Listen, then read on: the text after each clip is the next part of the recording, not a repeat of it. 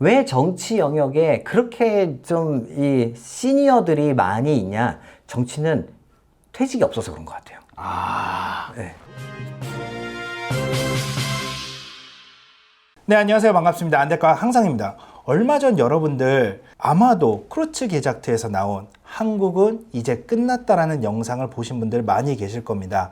한국은 끝났다. 왜 끝났냐? 그 영상의 요지를 보면은 지금 아주 낮은 출산율을 기반으로 해서 우리나라의 인구가 점점 줄어들고 그에 따라서 경제 인구도 줄어들면서 우리나라의 경제가 망하게 될 것이다. 그런 방향으로 나가게 될 것이다. 라는 것을 예측을 한 영상이 올라와서 전 세계적으로 화제가 되고 있습니다. 물론 우리나라 언론에서도 아주 많이 다루고 있었는데 오늘 인구학 분야에 있어서 가장 권위자인 서울대학교의 조영태 교수님을 모시고 정말로 우리나라의 경제가 그렇게 망해갈 수밖에 없는 루트로 정해져 있는지 아니면 어떻게 회복할 방법이 있는지에 대해서 오늘 이야기 나눠보도록 하겠습니다. 안녕하십니까? 네, 안녕하세요. 반갑습니다. 네, 반갑습니다. 네. 간단하게 소개 한 번만 해주세요. 네. 저는 서울대학교에서 인구학을 공부하고 또 연구하고 뭐 가르치고 있는 사람이고요. 조영태라고 하고, 그리고 저희가 주로 하는 일은 인구 변동이 왜 생기는지, 네. 그 다음에 그 생기는 거가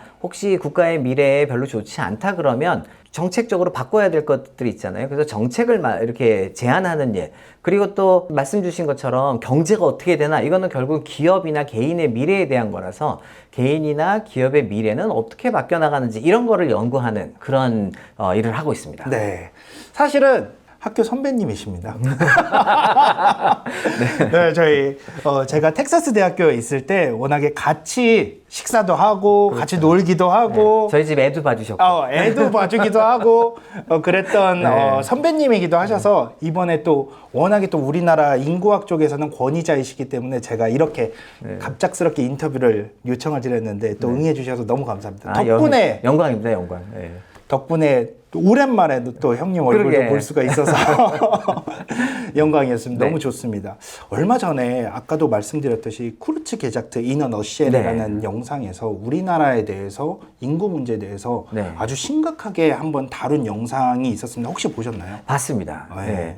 그 영상을 보면서 딱 느낀 점이 뭐였냐면은 일단 첫 번째, 이거 반박이 불가능하다. 네. 라는 게 첫 번째 들었던 생각이고요. 두 번째는 혹시 뭐 보셨겠지만 많은 분들도 읽어주셨던 제가 2016년에 썼던 정해진 미래라는 책이 있거든요. 맞습니다. 그 정해진 미래라는 게 미래가 그렇게 간다라는 거를 저도 이미 예상을 해서 책으로 쓴 거였는데 그대로 갈 가능성이 있다라는 거고. 그럼 이제 세 번째 드는 생각은 뭐였냐면 그래서 진짜 우리나라 망하나? 라는 거에 대한 건데 그에 대한 거는 조금 저는 생각이 다릅니다. 네.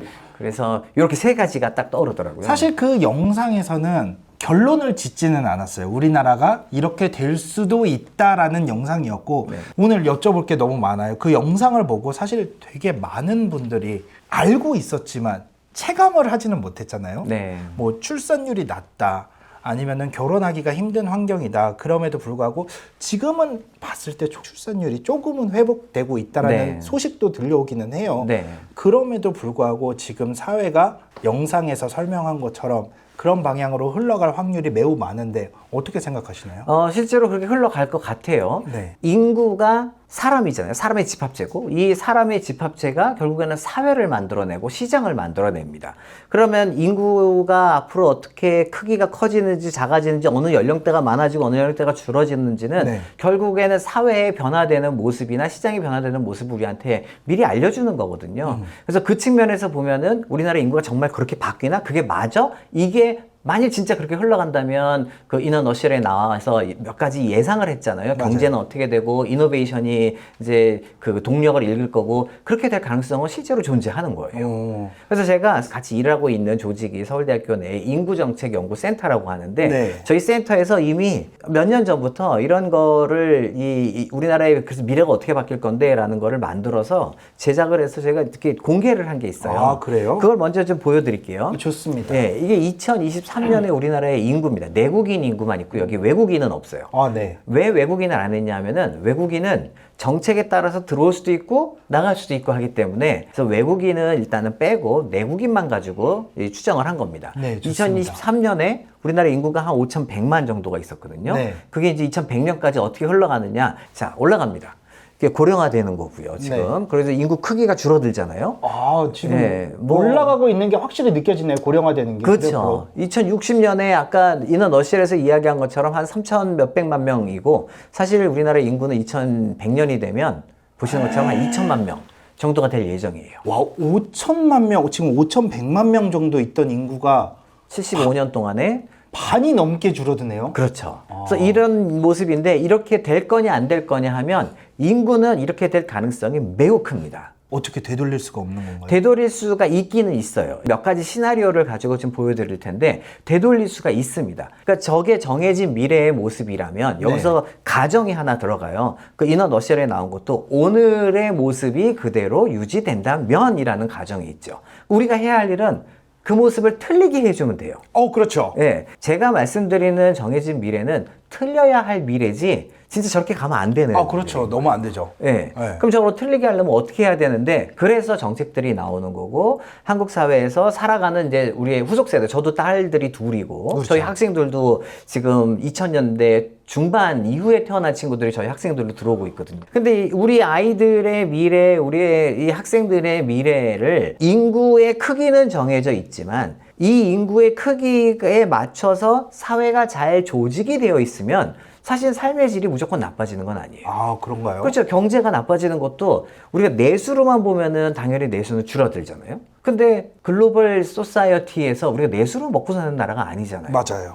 앞으로는 더욱더 그럴 거고, 우리의 자녀 어린 세대들도 국내에서 시장에서만 살게 하지 말고 오히려 글로벌 시장에서 뛰어놀게, 그러니까 해외 가서 살라는 게 아니라 해외에서 살 수도 있지만 돌아올 수도 있고, 여기가 마치 허브처럼 잡고 그 다음에 막 하고 돌아다니게 해준다면, 그러면 우리나라의 경제가 내수만으로 의존하지는 않는다? 그러면 대한민국은 새로운 세상에 돌아와서 잘 갈 수도 있을 거예요.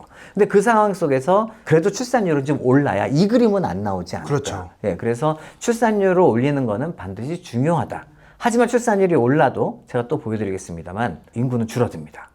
제가 재미난 그림을 하나 보여드릴게요. 네. 자, 저희가 뭘 한번 해봤냐면은 시작점은 똑같아요. 네. 그런데 지금부터 시작해서 2040년까지 네. 출산율이 이렇게 점진적으로 로지스틱하게 올라가서 이제 2040년이 되면 출산율이 2가 돼. 2면은 꿈의 숫자인데요. 꿈의 지금? 숫자죠. 네. 예, 그러면은 이제 대한민국 인구가 줄어드는 게 막아지게 되고 앞으로 인구가 더 늘어나나요? 이런 생각들을 하잖아요. 그렇죠. 그런데 꿈의 숫자가 돌아왔을 때 이걸 그 가정을 한 겁니다. 네. 2040년까지 학계 출산율이 쭉 올라가서 둘이 됩니다. 그럼 우리 대한민국의 미래가 어떻게 바뀌느냐? 이렇게 바뀔 거예요. 올라가는 건 똑같아요. 고령화는 그러네요. 똑같이 생기죠. 네. 그런데 그 모습이 아까처럼 이렇게 밑이 계속 줄어드는 게 아니라 중간에 올라갔다가 조금 줄어들었다가 올라갔다가 줄어들었다가 해서 그러네요. 굴곡이 생기네요. 맞아요. 그래서 2100년의 인구가 한 3천만 명이 됩니다. 만약에 출산율을 우리가 2040년도까지 2까지만 맞춘다면은 네. 지금 보고 계시는 것처럼 2100년도에 한 3천만 명으로 유지가 될 것이다. 그렇죠. 그런데 더 중요한 거는 저 숫자보다 네. 쉐입입니다. 쉐입. 아까는 이렇게 역삼각형으로 갔잖아요. 맞아요. 역피라미드 모양으로. 네. 역피라미드로 가면은 많은 사람들이 이야기하는 일론 머스크도 얘기했다. 한국은 없어질 거다. 그렇죠. 그렇잖아요. 진짜 소멸을 할 수 있어요. 역삼각형으로 가면. 근데 이게 역삼각형이 아니라 지금 이 모습은 3천만 명이지만 이렇게 어떻게 보면 통짜로 생겼습니다. 위아래가 이렇게 일자. 약간의 굴곡은 있지만 전체적으로 일자 모양에 가깝다. 그렇죠. 라고 볼 수가 예. 있는 거죠. 그거는 사회가 완전 다른 사회예요. 그런가요? 왜냐하면 인구가 역피라미드 형태로 되어 있으면 노인이 많잖아요. 그렇죠. 그러면 진짜 소수의 젊은이가 노인을 부양해야 되는 인원 너셀에 나온 이야기대로 가는 게 맞습니다.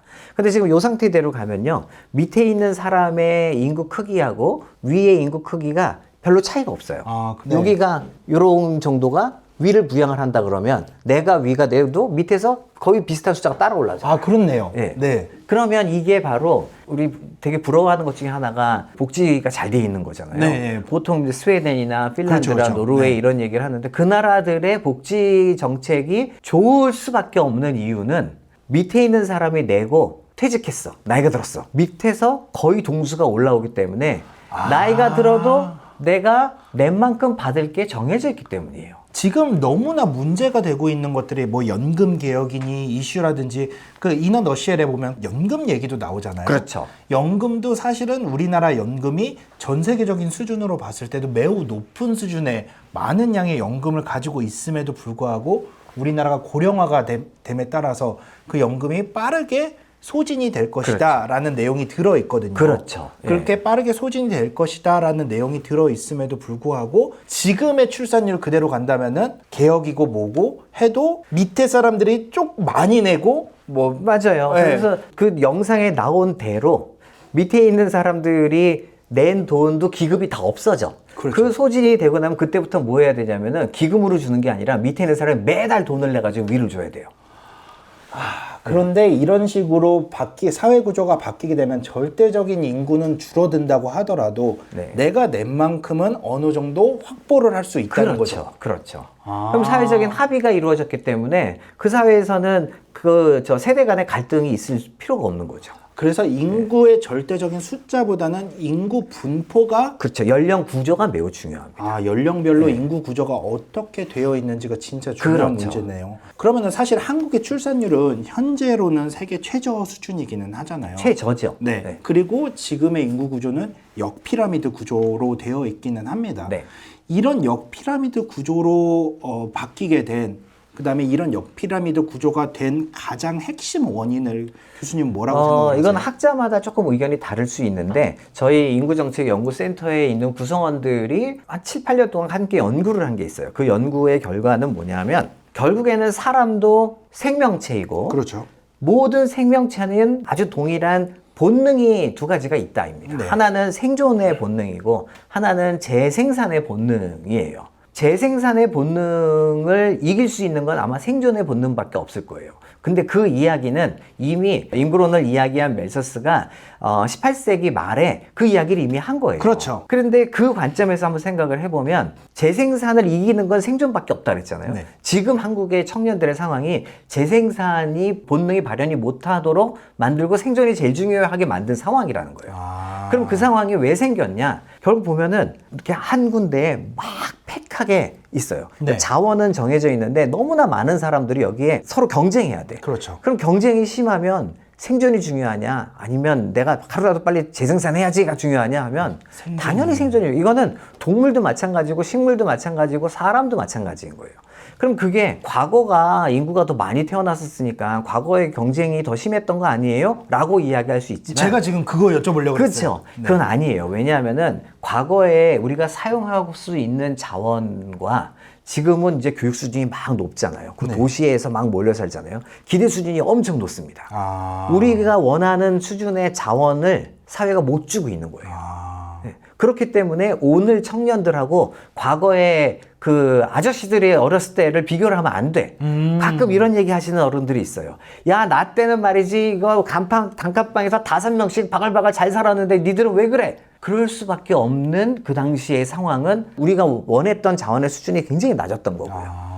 지금 청년들은 우리가 전 세계에서 가장 교육 수준이 높은 청년이잖아요. 그렇죠. 그 다음에 우리는 사교육을 통해서 엄청나게 투자를 많이 해냈잖아요. 그렇죠. 내가 받은 사교육의 양만큼 나는 필요한 자원이 있어요. 그럼 내가 사교육을 받은 양을 가지고 전 세계에 있는 30세를 비교해 보잖아요. 대한민국이 월등히 위에 있습니다. 그렇군요. 네, 그러니 그 자원을 이 많은 사람들이 그런데 팩하게 서울에 몰려 살잖아요. 서울은 그 자원을 다 줄 수가 없거든요. 일명 쉽게 생각하면은 눈이 많이 높아진 거잖아요. 그렇죠. 눈이 높죠. 이건 뭐 눈이 높을 수밖에 없어. 왜냐하면 이것도 또 있죠. 사실 눈이 높은 건 우리 청년만은 아닙니다. 전 세계의 선진국이 되게 비슷한데 제가 어렸을 때 저희 집에 자동차가 제 고등학교 2학년 때 엑셀이라는 차가 있었어요. 네. 내가 자아가 생길 때 우리 부모님이 나한테 처음으로 보여줬던 자동차의 모습이 엑셀이야. 그렇기 때문에 제가 미국에서 공부하고 한국에 들어와가지고 저한테는 그때 엑셀보다 조금 좋은 차를 사고 싶어. 그래서 그 정도만 있으면 돼. 그래서 그때 제가 처음 샀던 차가 우리 딸한테 줬던 첫 차가 대우자동차에서 만들었던 라세티라는 차가 있어요. 라세티 있죠. 그게 아반떼급입니다. 네네. 네. 그래서 저는 되게 뿌듯했어. 근데 한국이 그 사이에 막 잘 살아졌잖아요. 지금 우리 아이들은 중고등학교 때 우리 엄마 아빠가 일단 아빠만 차가 있는 게 아니야. 그렇죠. 엄마도 엄마도 차가 있죠. 있어. 그런데 일단 벌써 보여주는 차가 그랜저급 이상을 보여봤어요. 그러면은 그 중고등학교 때 우리 엄마 아빠가 나한테 그랜저 이상을 보여줬는데 내가 엄마 아빠가 되면 우리 아이한테 뭘로 시작해야 되겠습니까? 아, 더 높아지는 더 높을 수밖에 없죠. 네. 그러니까 이거는 기대 수준이 당연히 높을 수밖에 없는 거예요. 왜냐하면 우리는 아무것도 없던 스크래치에서 시작한 세대고 청년들은 그게 아니라 매우 많은 걸 갖고 시작을 했고, 그래서 우리 사실 청년들은 그런 얘기 하잖아요. 이 처음으로 부모 세대보다 잘 살 수 없는 세대다.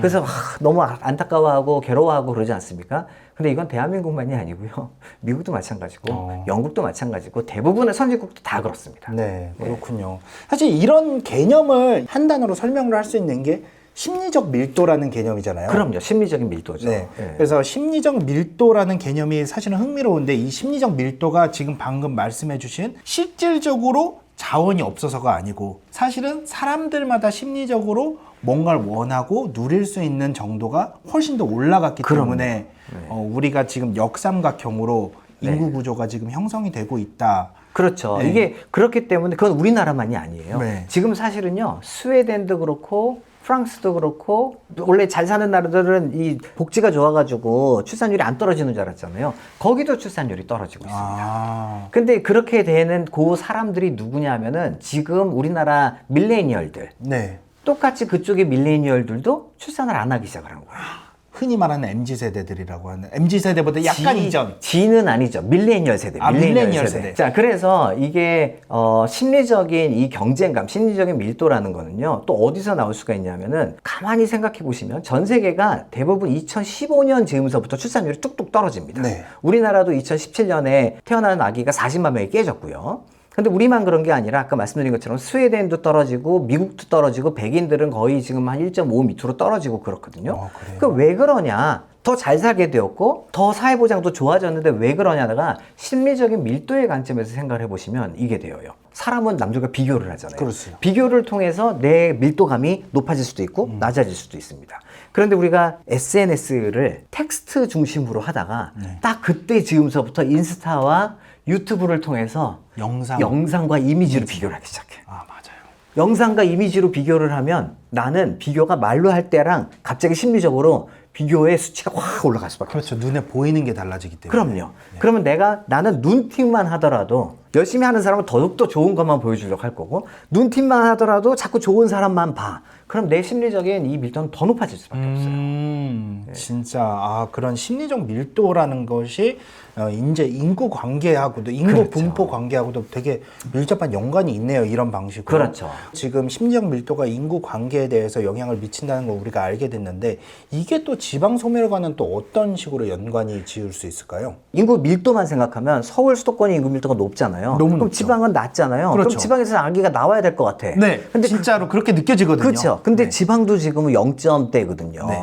몇 군데 빼고는. 그럼 왜 그러냐? 왜냐하면 거기는 일단 첫 번째, 자원의 양이 너무 적어요. 청년들이 필요로 하는, 그것도 그냥 청년이 아니라 말씀드린 것처럼 밀레니얼들 같이 공부도 열심히 했고 교육도 많이 받았고 그 다음에 이미 인스타 등을 통해 가지고 나의 기대치는 이만큼이 있는데 지방의 도시도 그거를 충족을 못 시켜. 그럼 나는 심리적으로 불안할 수밖에 없잖아요. 나도 서울 가야 되나? 에브리바디 다 서울 가는데 나만 남아있나? 이런 생각이 드는 게 나의 심리적 밀도감을 높입니다. 그렇게 되는군요. 예, 그러니까 지방이라고, 지방은 밀도가 낮은데 왜 거기는 결혼 안 하고 출산 안 해요? 심리를 물어보면 불안한 감이 여기가 못지않은 불안함이 있는 거예요. 그러니 이거를 어떻게든지 심리적 밀도감을 낮춰줘야 되는데, 서울의 경우에는 예를 들어 우리 그런 얘기 하지 않습니까? 이거 집값이 비싸거나 뭐 직장이 불안정해서 그렇다고. 틀린 이야기는 아니지만 한번 생각해 보세요. 예를 들어 내가 아침에 2호선을 타고 삼성으로 출근해. 근데 아침 2호선은 어떤지는 누구나 다 알고 있지 그렇죠. 않습니까? 근데 임원만 차를 가지고 다닐 수 있어. 나는 아직 직원이잖아요. 차를 못 가져가. 당연히 그러면 대중교통 지하철 타고 가야 되잖아요. 네. 그 지하철 타고 가야 되는데 아침마다 이제 이러고 가. 그렇죠. 퇴근도 이러고 와야 돼. 그러면 나는 좋은 직장이고 월급도 많이 받으니까 너는 조건이 됐으니까 아기를 낳고 결혼해야지, 그런 생각이 들 수가 없는 거예요. 그 밀도감이라는 게 그래요. 이게 심리가 굉장히 중요한 거라서. 네. 그래서 정책을 내는 것도 저는 지금까지 너무 경제적인 요인에 초점을 맞추고 그거를 보전해주는 형식으로 인구 정책들이 나왔거든요. 여태까지 인구 정책들을 가만히 들여다보면은 솔직히 말하면 1차원적으로 단순한 금전적 지원이 그렇죠. 네, 인구 정책을 극복하기 위한 대표적인 정책들이었거든요. 그랬죠. 네. 예. 그럼 이런 정책들이 아닌 실질적으로 효과가 있는 인구 출산율을 높이는 인구 정책은 어떤 게 있을까요? 그래서 그게 물리적이고 심리적인 밀도를 좀 낮춰주는 일인데, 물리적인 밀도를 낮춰주는 일은 아무래도 그러니까 모든 사람이 다 똑같이 같은 시간에 그 공간을 이용을 하게 하면 그렇죠. 그럼 그건 안 좋잖아요. 자원은 제한적이면 이거를 쓰는 시간을, 그러니까 자원을 쓰는 공간을 나누든지 시간을 나누든지 혹은 심리로 나누든지 예, 그래서 그걸 나누는 게 모든 사람이 같은 시간에 거기로 오게 하지 말고 나누거나 모든 사람이 다 서울에 오지 않고 다른 곳에 가게 하든지.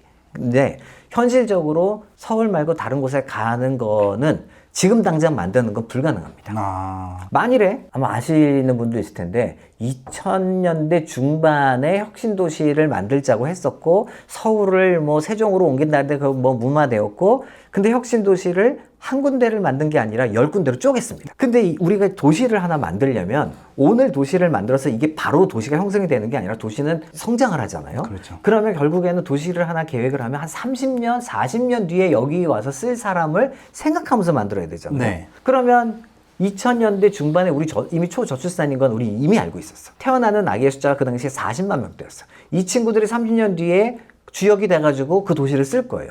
그럼 40만 명대의 인구가 전국에 흩어져야 되는데 서울은 이미 집중이 되어 있고, 그럼 몇 개의 도시가 있어야 40만 명이 가장 합리적으로 자원을 나눠 쓸 수 있냐? 이걸 생각해 보면 그게 10개일까요? 그건 아닌 거예요. 네. 근데 왜냐하면 이미 또 도시들이 있는데, 그 광역도시라는 게 있는데 40만 명이 광역도시로 쪼개져야 돼요. 근데 10개의 혁신도시가 또 생겨? 한 도시별로 10,000명도 가져가나? 10,000명 못 가져갈 거 아니에요. 그렇죠. 그러니 10개로 쪼갠 게 잘못했던 거야, 그 당시에. 그렇군요. 예, 그때 만일에 혁신도시를 그냥 딱 하나만 잡아서 여기가 서울에 대적할 만한 혹은 서울에 비견할 만한 여기로 만들겠다. 그래서 20만 명, 20만 명 혹은 30만 명, 10만 명 키우겠다. 그랬으면은 아마 지금은 대한민국이 바뀌었을 거예요. 그 정도로. 그런 정책이 필요했겠네요. 그래서 저는 앞으로 대한민국이 인구정책을 편다. 지금까지 하고 있는 이 복지나 경제적 지원, 이거를 끊을 수는 없습니다. 그리고 이거는 당연히 해야 되는 거니까 가라 이거예요. 그런데 이 물리적인 밀도를 좀 낮추기 위해서는 서울의 비교는 아니에요. 이제는 비교의 대상은 되면 안 돼요. 네. 여기는 서울과 다른 곳이 돼야 돼. 그래서 청년들이 서울에서 했던 걸 똑같은 걸 거기에서 하면 당연히 서울이 좋으니까 서울로 몰리게 돼요. 그렇죠. 서울과는 다른 모습을 가진 그런 도시를 하나만 만들자예요. 다른 저출산 국가들과 비교를 했을 때 우리나라의 감소 속도나 특징 같은 게 어떤 독특한 면이 있을까요? 독특한 거는 갈 곳이 하나밖에 없는 나라가 우리나라인 것 같아요. 갈 곳이 하나밖에 없는 그러니까 나라. 청년들한테, 전국에 있는 청년들한테 물어봅니다. 어디 가서 살고 싶어요? 혹은 어디에서 직장을 구하고 싶어요? 하면은 서울이 압도적인 1위예요. 그렇겠네요. 서울 말고 딴 데가 잘 안 나와. 근데 한번 미국을 생각해 보면 우리가 오스틴에서 공부했잖아요. 네. 오스틴에서 공부했으니까 나는 이제 어디 갈까요? 하면은 뭐 뉴욕도 갈 수 있지만 LA도 갈 수 있고 오스틴도 남고, 오스틴 남았어야 좋은 거지. 저도요. 지금 오스틴이 이렇게 됐죠. 저도요. 근데 여튼 뭐 시애틀도 갈 수 있고 갈 데가 많어. 네. 유럽은 내가 파리에서 태어났지만 독일도 갈 수 있고, 스웨덴도 갈 수 있고, 이탈리아도 갈 수 있고. 사실 일본도 그래요. 일본이 출산율이 떨어졌지만 우리나라 같이 동경으로 몰리진 않습니다. 이런 나라가 어디 있냐면은 대만, 타이베이로 몰려야 돼. 그렇군요. 그 다음에 진짜 이런 나라는 홍콩과 싱가포르입니다. 갈 데가 거기밖에 없어. 근데 거기는 도시 국가잖아요. 우리나라하고는. 그래서 출산율이 다 0대로 떨어져 1 밑으로. 우리랑 똑같아. 그래서 미국이나 뭐 스웨덴이나 유럽의 나라들과 한국의 가장 큰 특징이 다른 점이 뭐예요? 그러면 갈 곳이 한 군데밖에 없는 나라. 도시국가 같다. 도시국가가 아님에도 불구하고 우리나라는 구조 자체가 지금 그렇죠. 현재 도시국가처럼 형성이 되어 있는 게 가장 큰 문제가 될 수가 있겠네요. 네. 그래서 아까 말씀드린 것처럼 여기에다가 다른 곳 한 곳을 만들어서 물리적인 밀도를 좀 낮춰줄 필요가 있겠다. 그리고 시간, 예컨대 2호선, 9호선 그 시간, 쓰는 시간을 좀 나눠 쓸 수 있게. 그러려면은 일하는 모습이 좀 더 플렉서블 해줘야 될 거예요. 지금 말씀해 주신 것처럼 그러면 향후 한 10년에서 20년, 길게는 20년에서 30년 정도로 봤을 때 지금 한국 사회에서 가장 극적인 변화를 겪게 될 인구 연령대는 어느 연령대라고 보세요? 저는 젠지서부터라고 생각합니다. 젠지요. 젠지 한 1997년 이후, 그러니까 주로 이제 2000년 이후에 태어난 친구들. 이 친구들은 다른 길을 걸을 거예요. 아, 그래요? 예, 여기서 다른 길이라는 거는 부모 세대, 저희 세대랑은 정말 다른 길. 왜 다르냐면은 저희는 태어나기를 대한민국에서 태어났고 대한민국을 바라보면서 우리가 해외랑 교류한다는 거는 어렸을 때 어학연수증 갔다 오는 거 혹은 유학을 가는 거 이런 걸로 해외랑 교류를 하고 우리가 아는 예를 들어서 아프리카의 모습이다. 그거는 TV에서 보여지는 모습을 보면서 우리 아프리카를 가졌어요. 그래서 아마 저희 연령대한테 아프리카의 모습을 그려보세요. 그럼 아프리카? 치타가 뛰어노는 그런 모습만 나와요. 왜냐면 어렸을 때 봤던 모습이 그거니까. 근데 젠지는 태어나면서부터 스마트폰으로 태어났잖아요. 그렇죠. 스마트폰과 올드 매체와의 가장 큰 차이가 올드 매체는 일방적으로 나한테 메시지를 줬다면 이거는 상호 소통을 하잖아요. 내가 네. 보고 싶은 걸 내가 찾잖아요. 네. 그렇게 되면은 예를 들어서 아프리카의 모습을 찾아봐라. 그러면 얘네들은 다 다른 모습이 나올 거예요. 왜냐면은 그렇죠. 내가 평상시 보던 거에다가 그 알고리즘에 아프리카가 들어가면 누구한테는 아프리카의 먹방이 나올 거고 누구한테는 치타가 나올 수도 있겠죠. 네. 근데 뭐 누구한테는 아프리카의 아프리카에 뭐 또 엄청난 도시가 발달되어 그렇죠. 있는 그런 모습들도 아프리카의 나오죠. 인플루언서가 나올 거고 아프리카의 뭐 인구가 나올 수도 있고 다 다른 모습이 나와요. 그런 친구들이 젠지인 거예요. 그 태어나면서부터 글로벌라이즈 되어 있는 친구들. 그게 또 뭘 의미하냐면요. 저희 때는 문화가 한국 문화, 미국 문화 다 달랐잖아요. 근데 지금은 문화가 오히려 이렇게 컨버지 되고 있어. 예를 들어서 삐끼삐끼, 한국의 삐끼삐끼 미국에서도 알고 있고 그렇죠. 전 세계 어디서 다 알아요. 맞아요. 그 다음에 요즘에 브라질에서 좀 뜨고 있는 이 옴브리뉴춤. 맞아요. 옴브리뉴춤 브라질에서 지금 전 세계가 다 같이 쳐. 그렇죠. 이게 이런 적이 있었냐? 없었어요. 이런 문화가 컨버지 되는 이런 적은 없었어요. 지금은 전 세계의 문화가 컨버지 되고 있고 그다음에 살아가는 모습도 보면 이 젠지는 어려서부터 우리 몰에서 뛰어놉니다. 쇼핑몰에서. 근데 이 모습은 우리나라만 있는 게 아니라 저기 인도네시아 자카르타에 가도 있고요. 네. 베트남의 하노이 가도 보이고요. 미국에 가도 몰에서 뛰어놉니다. 근데 몰에 입점되어 있는 상품들을 보면 브랜드가 다 비슷해. 그렇죠. 네. 이렇게 어려서부터 자라나면 성장을 하면서 얘네들은 교류가 쉬울 수밖에 없어. 그래서 저는 앞으로 굉장히 큰 변화를 겪을 친구들은 젠지다예요. 이런 글로벌라이즈 되어 있는 젠지를 내수용으로 키우는 건 저는 옳지 않다고 생각합니다. 그래서 우리 아이를 지금 미국 보내야 되나? 이런 뜻이 아니에요. 미국 가서 LA에 가서 평생 살면 LA 로컬이지 글로벌이 아닙니다. 이거는 어느 나라에 있든 상관없다. 그래도 저는 한국에서도 충분히 가능하고 뭐 좀 다른 얘기긴 한데 저한테 많은 학부모들이 질문을 우리 애가 맨날 이것만 보고 살고 있어요. 그렇게 살게 해라. 더 좋다. 대신에 다양한 모습을 더 보게만 해줘라. 입니다. 이거를 뺏지를 말고 그렇게 해서 세상을 배우고 이렇게 전 세계가 다 비슷하게 살 거기 때문에. 좋네요. 그런 방법도 생각할 수가 있겠네요. 사실 크루츠 게작트에서 가장 이제 현실적인 문제 제시를 했던 게 인구 감소가 어떤 결과를 낳느냐에 대한 문제였거든요.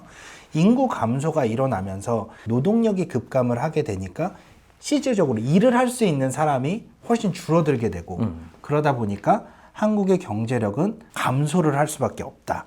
거기서는 조금 더 심하게 나아가서 망할 수밖에 없다라는 얘기까지 그렇죠. 했던 것으로 기억을 하는데 과연 노동력 인구가 급감할 경우에 우리가 지금 알고 있는 사회경제 시스템이 사실 유지되기가 어렵잖아요. 그렇죠. 그러면 연금이나 의료 이런 것들은 어떻게 변화하는 게 좋을까요? 사회의 제도가 지금까지는 우리가 인구가 이렇게 젊은 인구가 많을 때에 맞춰서 제도가 와 있잖아요. 이제는 이렇게 역상경으로 하고 줄어들잖아요. 사회 제도와 사회 구조가 바뀌어야 해요. 네. 바뀌어주면 됩니다. 그런 변화가 좀 늦어서 지금 이런 상황이 온 건데 궁극적으로는 바뀔 거고요. 그 중에 하나가 연금 뭐 개혁도 하지만 연금 개혁이 물론 청년들한테는 여전히 부족합니다. 나중에 또 바뀌어야 되는데 그런데 연금만 바뀌는 게 아니라 노동 구조도 바뀔 거예요. 그래서 지금은 우리가 일을 정년이 60세로 되어 있지만 아주 많은 사기업에서 55세 정도에 나가잖아요. 그렇죠. 왜냐하면 그 연령대의 그 인구는 밑에서 들어오는 사람보다 많기 때문에 나가줘야만 하는 게 맞아요.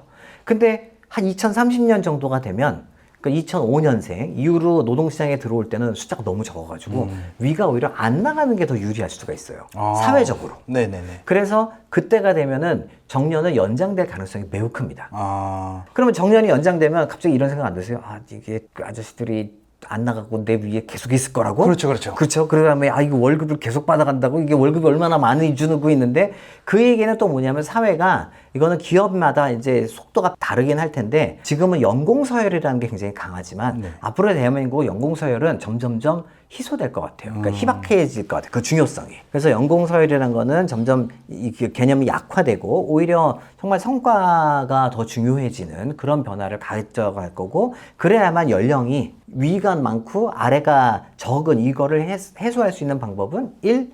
연공 서열을 그 중요성을 약화시키자. 그다음에 두 번째는 나이가 들더라도 생산성을 유지하게 해주면 되거든요. 근데 그 생산성을 유지하는데 도움이 될 수 있는 게 저는 AI라고 봅니다. AI. 예. 네. 그래서 AI와 로봇이 오히려 등장해서 우리가 나이가 들면서 생산성 줄어드는 거를 그래도 지금 상쇄시켜 줄 수 있다. 예.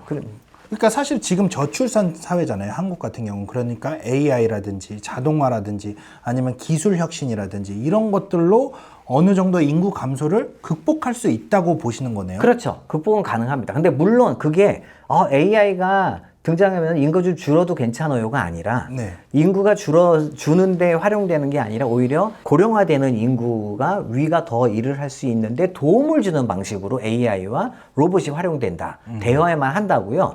그러면 AI가 뭐 좀 사람이 하는 일을 대체하면 사람이 없어도 되는 거 아니에요? 요즘 그렇지 않습니다. 왜 아니냐면 두 가지 이유인데요. 첫 번째는 우리가 컴퓨터가 등장한 다음에 네. 사람이 하는 일이 줄었나요? 늘어났나요? 늘어났죠. AI는 지금 이미 회사에서 저희 학교에서 엄청 쓰여지고 있거든요. 하는 일이 줄어들고 있나요? 늘어나고 있나요? 늘어나고 있죠. 당연히 늘어납니다. 네. 일은 늘어납니다.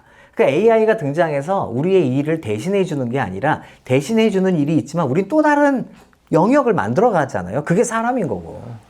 그러네요. 저도 가만히 생각해 보면 예전에 AI를 활용하기 전하고 지금하고 비교해 보라 그러면은 일은 편해졌거든요. 네. 근데 일의 양은 많아졌어요. 맞아요. 예. 그런 건가요? 그게 첫 번째 있고요. 두 번째는 만일에 AI로 대체되는 일이 있어.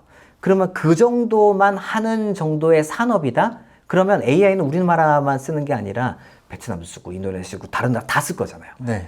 AI로 대체될 정도의 수준은 한마디로 우리를 하향 평준화시키겠다는 얘기나 마찬가지입니다. 네. 그래서 진짜 중요한 거는 AI를 만들어내는 국가가 되어야 전 세계 글로벌 밸류체인을 이끌어갈 수가 있어요. 그런데 그거를 만드는 거 누가 만드냐? 사람이 만들죠. 그렇죠. 사람이 AI를 활용해서 사람이 만들어냅니다. 네. 그래서 그렇게 돼야 되기 때문에 AI가 인구를 대체할 거예요. 그렇게 생각하는 거는 제가 볼 땐 이거는 오산이다. 사실 저는 조금 걱정이라고 생각이 드는 게 우리나라 뭐 정책을 입안을 하는 사람들이라고 하고 또 미래에 대한 정책, 그다음에 뭐 연금 개혁이라든지 의료보험 개혁이라든지 이런 모든 개혁을 선구를 하시는 분들은 사실 나이가 많은 누릴 것을 다 누리고 있고 혜택을 다 받는 사람들이 입안을 하고 있잖아요. 그렇죠. 이 문제에 대해서는 어떻게 생각을 하세요? 그게 이제 정치의 영역이잖아요. 네. 왜 정치 영역에 그렇게 좀 이 시니어들이 많이 있냐? 정치는 퇴직이 없어서 그런 것 같아요. 네. 그 얘기는 뭐냐면 내가 직업을 선택하려면 가다가 퇴직이 없는 직업을 선택해야 정치인처럼 오래 간다. 제가 직업을 잘 선택했군요. 저는 제가 그만두겠다고 하기 전까지는 할 수 있거든요.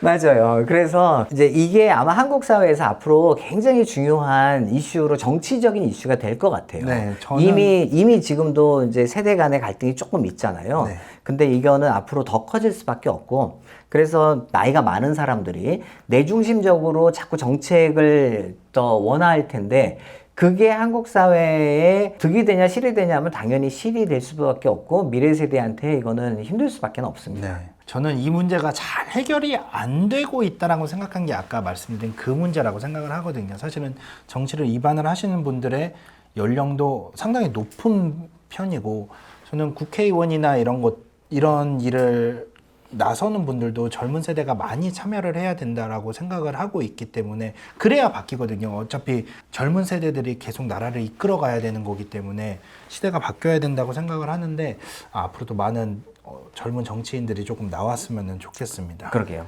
인구 문제가 심각을 하다 보니까 어떤 분들은 이런 주장을 하세요. 이제 이민 정책을 활성화시켜야 된다. 네. 이민 정책을 활성화시켜서 다문화 사회, 미국처럼 다문화 사회로가 발전하는 길이 이제 우리나라가 생존할 길이 아니냐라고 주장을 하시는 분들도 계시거든요.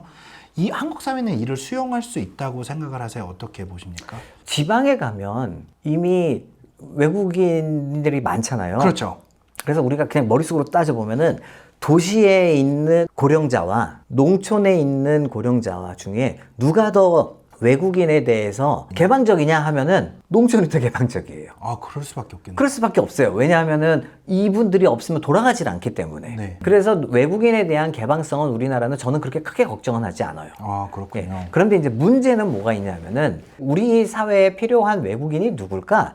라는 거를 미리 예측이 가능한데 그걸 예측하지 않고 오늘만 생각하고 외국인 정책을 내면 안 된다는 겁니다. 무슨 뜻이냐면은 지금 당장은 대한민국이 돌아가는 데서 외국인의 기여도가 그렇게 많지가 않거든요. 네. 근데 앞으로 외국인의 기여도가 클 산업이 어디냐를 봐야 돼요. 우리 또 머릿속에 딱 떠오르는 외국인의 기여도가 클 수밖에 없는 산업. 농업하고 제조업. 그렇죠. 근데 제조업도 생각을 해보시면 외국인만으로 돌아갈 수밖에 없는 산업이라면 제조업 그 공장이라면 그 공장이 글로벌 경쟁력이 있을까요? 없을까요? 아, 그런가요? 없겠죠. 그럼 네. 거기는 사실은 끝입니다. 그럼 어디에 외국인이 더 필요하냐? 저는 우리나라는 앞으로 이 항성님 같이 공학을 한 사람이 아, 더 많아져야 되는데 그 숫자가 줄어들 거라는 게 저는 가장 큰 걱정입니다. 아, 그렇군요. 이게 왜 그러냐 하면은 우리나라가 앞으로 지금 당장 생각해 보시면 지금 한 25세에서 한 34세에 있는 친구들이 한 700만 명이 있어요. 네. 근데 앞으로 2026년 내년부터 시작해서 10년 동안 이게 200만 명이 줍니다. 그러면 이게 갑자기 줄어들게 되면 직장을 구하기가 그래도 상대적으로 쉬워질 거 아니에요? 네. 그럼 직장을 구하기가 쉬우면 대학원을 갈까요? 직장을 구할까요? 아, 그럼 직장을 구할 거 아니에요? 그렇죠. 그럼 대학원은 누가 가요? 그럼 대학원을 안 가잖아요? 네. 근데 대학원을 가봐야 뭐 대학원이 학생 신분이고 월급을 주는 것도 아니고 이런 상황에서 대학원을 안 가려고 하면은 대학원을 안 간다는 얘기는 석사 박사가 줄어든다는 얘기고 그렇죠. R&D 인력이 없어지는 거예요. 네. 근데 국가는 우리는 앞으로 인구가 젊은 사람이 줄어들면 줄어들수록 더더욱 생산성 높은 일을 해야 되잖아요. 맞아요. 그럼 결국 R&D 영역이거든. 그럼 R&D를 해줄 사람이 없어. 아, 그렇네요. 그래서 저는 진짜 우리나라의 미래에 제일 걱정스러운 일이 2030년대 중반에 석사 박사를 하려고 하지 않을까봐. 근데 그거에 더 필요한 나라가 우리나라가 돼야 되는 거예요. 그럼 그때 또 석사 박사를 우리나라가 다 못 채우면 그때 필요한 게 외국인 학생인 거예요. 네. 근데 외국인 똘똘한 학생이 와야지 안 똘똘한 학생이 오면 안 되잖아요. 우리는 실패를 지금 하면 안 되니까. 이 똘똘한 외국인 학생이 한국에 올까요? 미국 갈까요? 아, 그래서 지금부터 이 제도라는 거를 미리미리 준비를 해놓지 않으면 우리가 지금 외국인이 앞으로 한국에 들어오면 어떻게 될까요? 이렇게 하지만 들어올 외국인도 없다가 답이 될 수도 있어요. 그게 지금으로서는 정해진 미래거든요. 네. 그럼 안 되잖아. 그렇죠. 그러니까 지금부터 그거 준비를 해야 되고 그게 사실은 정책적으로 뭐 이민청이라는 걸 만든다 그러다 그게 다 없어졌어. 네. 그래서 이런 것들도 정치를 떠나서 인구는 정말 정치를 빼고 제가 언제나 얘기하는데 인구는 3초예요. 뭘 초월을 해야 되냐면은 정당을 초월해야 되고요. 그 다음에 대통령이 어느 정부가 되냐 이 정부를 초월을 해야 되고요. 그 다음에 부처를 초월해야 됩니다. 아, 네. 그래서 3초가 되어야만 인구 정책은 성공을 할 수가 있어요. 그래야 미래를 기획할 수 있거든요. 네. 정해진 미래라는 말씀을 되게 많이 해주셨어요. 정해진 미래라는 이 아이디어는 어떤 문제 의식에서 처음 생각하신 건가요? 정해진 미래라는 거는 인구가 정해져 있는 대로 간다는 겁니다. 네. 그러니까 출산율이 그림에서 이거는 2가 될 거야 라는 걸 가정을 했지만 사실 저건 되게 어려운 일이잖아요. 네. 그래서 인구가 변화는 하긴 하지만 그게 크게 급작스러운 변화는 안 갔거든요. 그러면 오늘의 인구 변동이 그러니까 한마디로 작년에 24만 명의 아기가 태어났어요. 그 24만 명이 초등학교도 가고 중학교도 가고 대학교도 갈 거잖아요.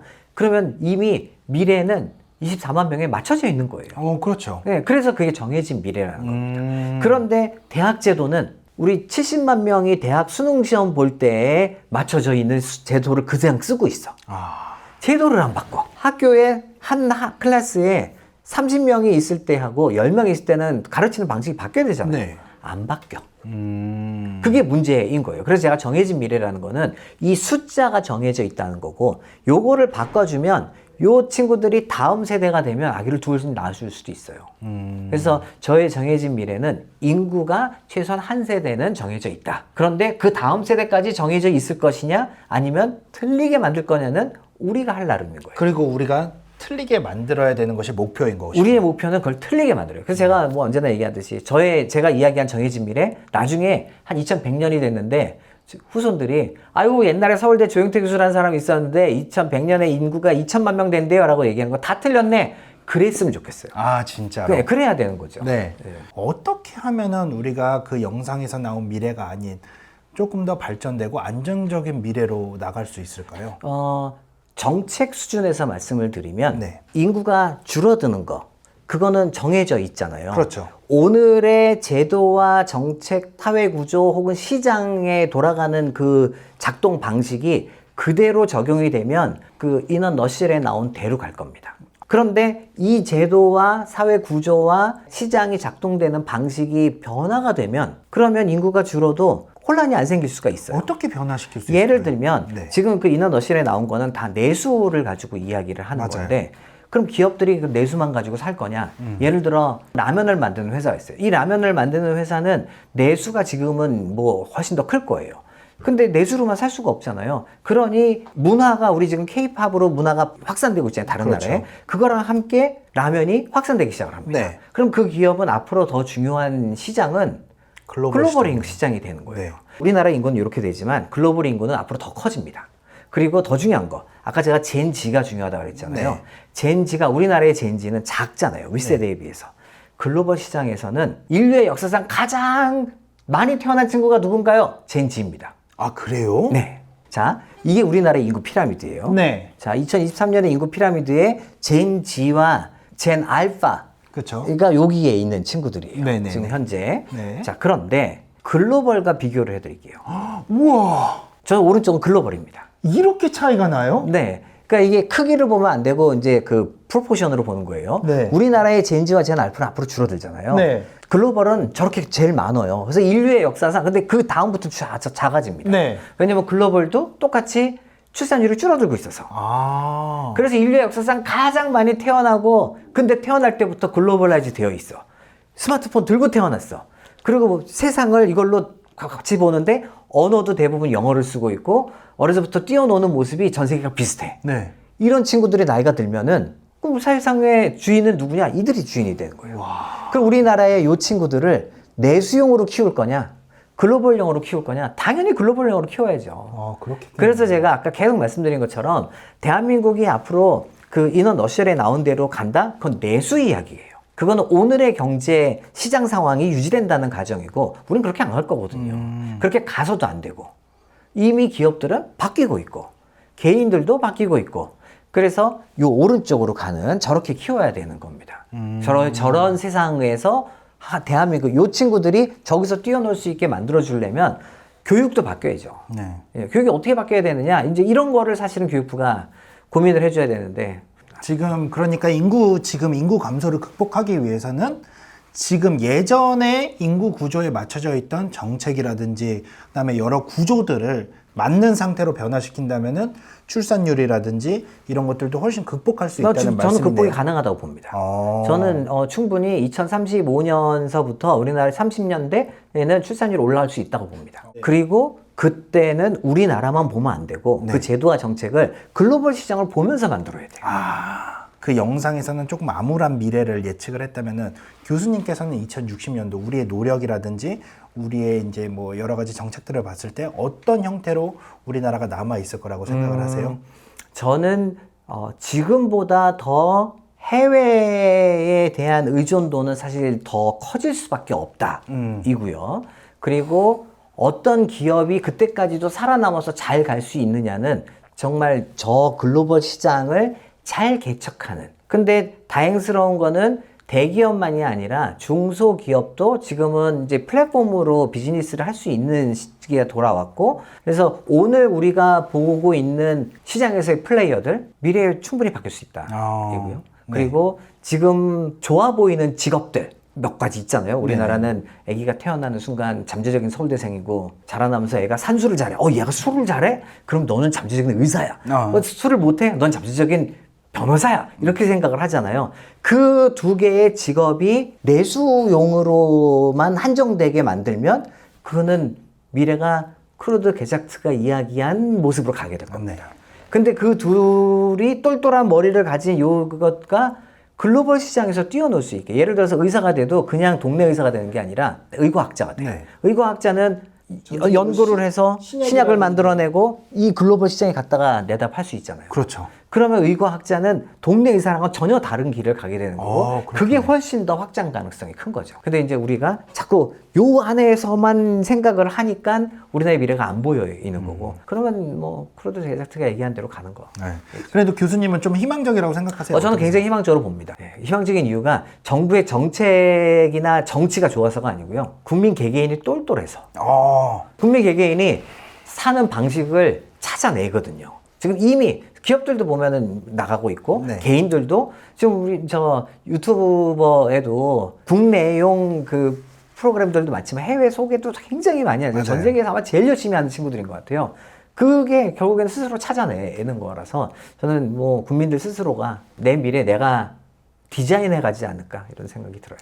마지막으로 지금을 살아가는 청년 세대나 미래 세대에게 이 지금 우리가 당면하고 있는 이 인구 문제에 어떻게 대응하면 좋을지 어떤 말씀을 해주시면 조금 도움이 될 수 있을까요? 네. 저는 인구를 바라보는 관점을 좀 바꾸자라는 말씀을 드리고 싶은데, 인구 그러면 떠오르는 게 저출산, 고령화, 뭐 수도권으로의 집중이 다 문제로 봅니다. 네. 그렇게 보지 마시고요. 인구는 내가 활용할 도구예요. 너무나 다행스러운 게 미래에 언제 얼마큼 바뀔지가 거의 대부분 예상이 다 되어 있잖아요. 혹시 모르시면 저희 센터의 홈페이지에도 막 나와 있고 그렇거든요. 혹은 통계청에 다 나와 있어요. 네. 그래서 그거를 활용하자는 겁니다. 미래는 저렇게 바뀔 거라면 그 상황에 또 상상을 통해서 저기 AI는 얼마나 발전할 거고 로봇은 어떻게 발전하고 발전의 과학기술의 발전의 방향이라는 게 있잖아요. 그렇죠. 그거랑 인구랑 딱 부딪히면은 시장이 어떻게 바뀔 거구나 라는 모습이 떠오르잖아요. 그거대로 내 미래의 모습을 맞춰놓고 디자인을 해가면 됩니다. 과거 우리 엄마 아빠가 살았던 방식대로 놓으면 안 돼. 그거는 이제 이미 끝인 시대로 가는 거고요. 이제 새로운 시대로 가는데 그때 인구를 활용하자입니다. 네. 그래서 인구를 활용의 도구로 삼으시라라는 말씀을 드리고 싶어요. 네. 오늘 너무 좋습니다. 사실 뭐 인구 문제에 대해서는 심각하다, 출산율이 낮다 이런 문제에 대해서는 모든 사람들이 그리고 많은 시민들이 익숙하고 이해는 하고 있지만 이게 나의 삶과는 또 어떻게 보면은 동떨어져 있다 보니까 체감을 잘 하지 못하는 경우가 되게 많았거든요. 그러다 보니까 출산율이 적다는 게 얼마나 큰 문제인지는 그 영상에서 크루드 게작트에서 보여줬고, 그럼에도 불구하고 우리가 인구 구조만 바꾼다면은, 그리고 그 인구 구조에 맞게 정책과 그다음에 여러 가지 사회 문화들이 바뀌게 된다면은 우리나라도 아직 희망이 있다라는 말씀을 해주셨습니다. 네. 오늘 인터뷰 해주셔서 너무 감사하고, 네. 급하게 인터뷰 드렸는데 응해주셔서 정말 감사합니다. 네, 고맙습니다. 네, 감사합니다. 네.